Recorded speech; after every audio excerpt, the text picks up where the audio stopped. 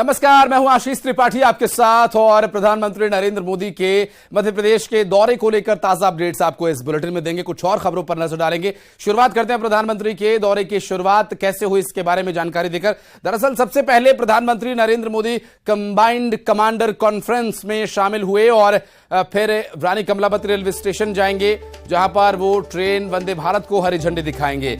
आगामी कार्यक्रम क्या कुछ रहेगा, डिटेल्स आपको दिखाएंगे। 5 तस्वीरों से बुलेटिन की शुरुआत। ये 5 तस्वीरें जहां पर प्रधानमंत्री नरेंद्र मोदी सबसे पहले जब एयरपोर्ट पर उतरे स्टेट हैंगर से, फिर वहां से हेलीकॉप्टर वहां पर बाय रोड होते हुए माफ कीजिएगा वो पहुंचे कुशाभाऊ ठाकरे कन्वेंशन सेंटर। उसके बाद आगामी जो कार्यक्रम है इस पूरे कॉन्फ्रेंस के बाद प्रधानमंत्री वंदे भारत ट्रेन को हरी झंडी दिखाने के लिए जाएंगे Rani Kamlapati railway station. Platform number 1 पर आने वाले यात्रीगण कृपया ध्यान दें, ये बंद रहेगा और यहां पर काउंटर जो है, काउंटर पर टिकट्स भी नहीं मिलेंगे और इसकी वैकल्पिक व्यवस्था की गई है, आप परेशान ना हो इसके लिए।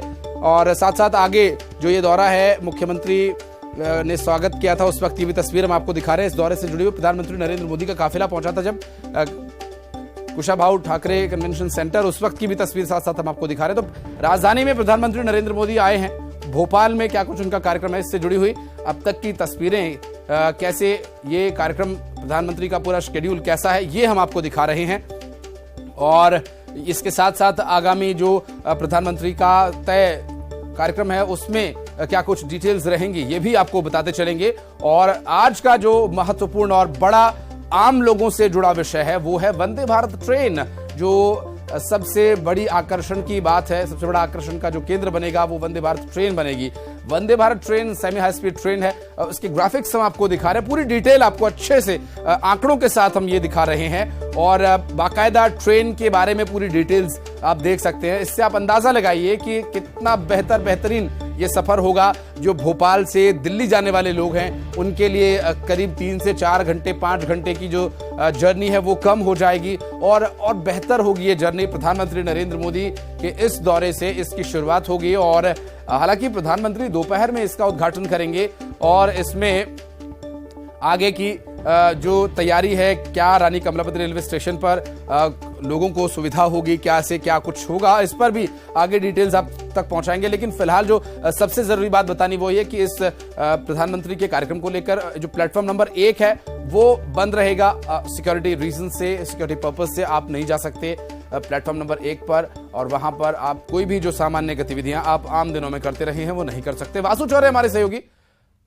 इस वक्त यहां अपडेट देने के लिए हमारे साथ जुड़ गए और उनके पास चलेंगे। वासु, प्रधानमंत्री नरेंद्र मोदी आने वाले हैं, लोगों में उत्साह है और एक बड़ी सौगात वंदे भारत ट्रेन जो सेमी हाई स्पीड ट्रेन है, मध्य प्रदेश की पहली वंदे भारत।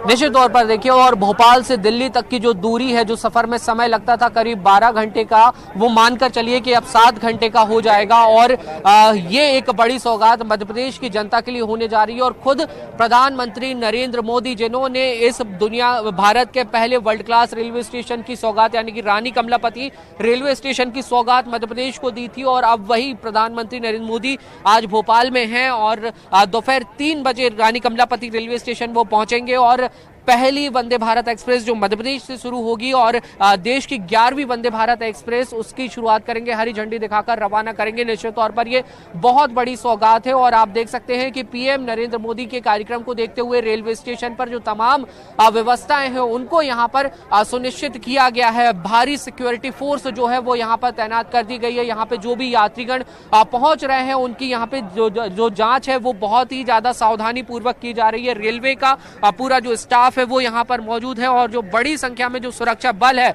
वो भी यहाँ पर लगा दिया गया है, क्योंकि पीएम मोदी के दौरे के मद्देनजर ये तमाम जो तैयारियां वो की गई हैं।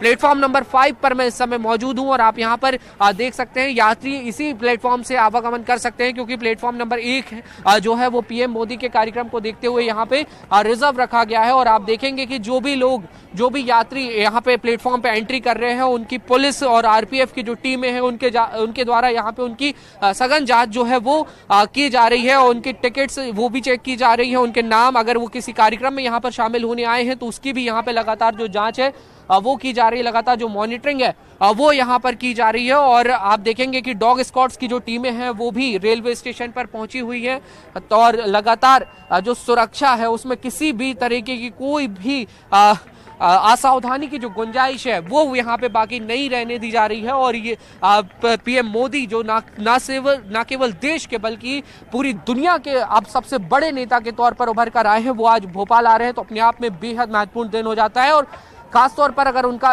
ये कार्यक्रम देखें आप भोपाल का, तो डिफेंस और रेलवे जो हमारे देश की कहीं ना कहीं लाइफलाइन कही जाती है, उन दोनों ही बड़े जो हमारे देश के एजेंसीज हैं उनके कार्यक्रम में वो यहाँ पर शामिल होने आ रहे हैं। तो ये अपने आप में काफी महत्वपूर्ण दौरा उनका हो जाता है। और निश्चित तौर पर आप देखेंगे कि जो यात्री हैं उनको किसी तरीके की असुविधा ना हो, वो आसानी से अपने गंतव्य तक पहुंच सकें और रेलवे स्टेशन पे भी आसानी से एंट्री कर सके, इसका ध्यान रखा गया है। जो व्यवस्थाएं हैं वो ये कहा जा सकता है कि काफी ज्यादा पुख्ता है और यही वजह है कि आप देखेंगे कि बड़े पैमाने पे जो अमूमन आम दिनों में जो स्टाफ होता है, जो शेड बनाया गया है, ये जो शेड यहाँ पर बनाया गया है, ये सामान्य तौर पर यहाँ नहीं रहता है। ये शेड आज के कार्यक्रम को लेकर बनाया गया, क्योंकि एक नंबर प्लेटफॉर्म डिस्टर्ब है आम लोगों के लिए, तो भीड़ ज्यादा बढ़ेगी लोगों को धूप से बचने के लिए। क्या ये व्यवस्था की गई है या फिर अभी ये इस कार्यक्रम से अलग ही यह व्यवस्था लोगों के लिए की गई, क्या है इसके बारे में जानकारी?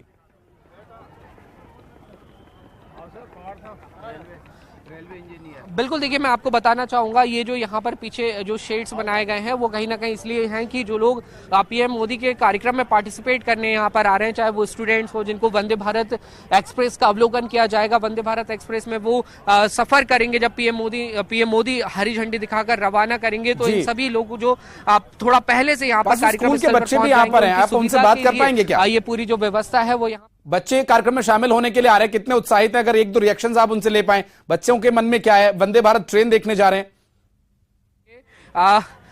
आज एक बड़े कार्यक्रम में आप शामिल होने आए हैं, कितना एक्साइटमेंट आप लोगों को?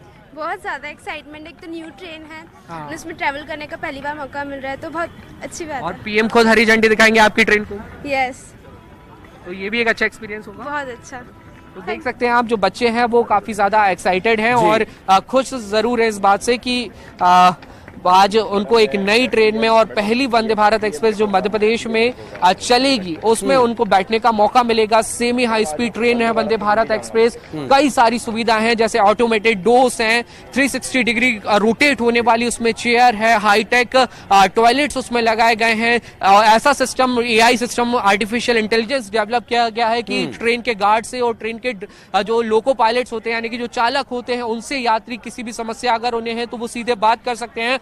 और डिस्प्लेस वहां पे दिए गए हैं, मनोरंजन की पूरी व्यवस्था ट्रेन में होगी और इसके साथ ही आने वाले जो स्टेशन है, ट्रेन कहां रुकेगी, कितनी स्पीड पर ट्रेन चल रही है, ये तमाम जानकारियां जो है वो डिस्प्ले के माध्यम से यात्रियों को मिलेंगी। तो इन स्कूली बच्चों के लिए भी ये एक्सपीरियंस जो है वो अपने आप में बेहद ही खास होने वाला है। जी निश्चित रूप से, बिल्कुल वासु। और ये सेमी हाई स्पीड ट्रेन जो वंदे भारत है, ये लगभग जितनी भी जगह से चलती हैं, चाहे वो दिल्ली से वाराणसी की जो पहली ट्रेन हो या दूसरी ट्रेन जो दिल्ली से माता वैष्णो देवी कटरा के लिए जाने वाली ट्रेन है, वो ये सभी ट्रेन का जो टाइमिंग है वो लगभग 6 बजे है, लगभग 5:45 से 6 के बीच का ही इनका टाइमिंग रहता है। तो ये भोपाल वाली भी यही टाइम इसका तय किया गया है। इसके पीछे कोई लॉजिक है या कोई कैलकुलेशन है, इसके बारे में भी डिटेल्स हम निकालने की कोशिश कर रहे हैं अपने दर्शकों तक, ये इंटरेस्टिंग फैक्ट्स हम पहुंचाने की कोशिश कर रहे हैं। वासु आप रहे हमारे साथ, शैलेंद्र भी मुझे फ्रेम में नजर आ रहे हैं, उनसे भी बात करूंगा मैं।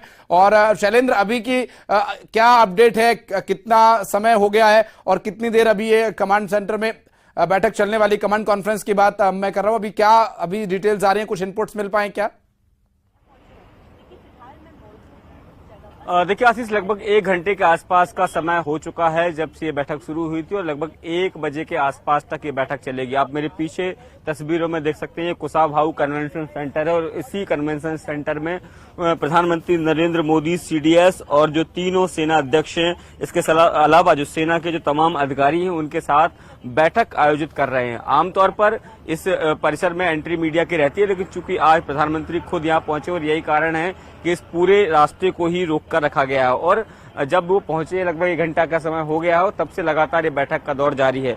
जैसा कि मैंने आपको बताया था कि बैठक में तमाम जो महत्वपूर्ण मुद्दे हैं, खासकर रक्षा से जुड़े हुए जो मुद्दे हैं, उन पर लेकर बात हो रही है, चाहे वह बॉर्डर सिक्योरिटी को लेकर हो या फिर इंटरनल सिक्योरिटी को लेकर, क्योंकि इंटरनल सिक्योरिटी भी एक बड़ा मसला है इस समय। क्योंकि चाहे नक्सलवाद की बात करें, माओवाद की बात करें, उग्रवाद की बात करें, ये जो तमाम चीजें हैं, जिस तरीके से देश के छोटे छोटे इलाकों में इस तरह के घटनाक्रम देखने को मिलते हैं, चाहे वह हम अरुणाचल, असम और उस सीमावर्ती राज्यों की बात करते हैं या फिर चाहे हम उड़ीसा और महाराष्ट्र और इसके अलावा छत्तीसगढ़ की बात करते हैं, तो ये वो इलाके हैं जो नक्सलवाद और इस तरह के जो चीजों से प्रभावित रहते हैं। इंटरनल सिक्योरिटी में अब सेना को और ज्यादा इन्वॉल्व किया जा रहा है। पहले केवल पुलिस इस पूरे मामले को देखती थी, बाद में हमने देखा कि सीआरपीएफ इन्वॉल्व हुई और अब दूसरी जो सेना के जो मोर्चे हैं उनको भी अब इनमें तैनात किया जा रहा है। तो सबसे महत्वपूर्ण है कि इंटरनल सिक्योरिटी को कैसे मजबूत किया जाए, उस विषय को लेकर चर्चा हो रही है। इसके साथ ही जो सीमा के इलाके हैं, चाहे वह चाइना बॉर्डर की बात हो या फिर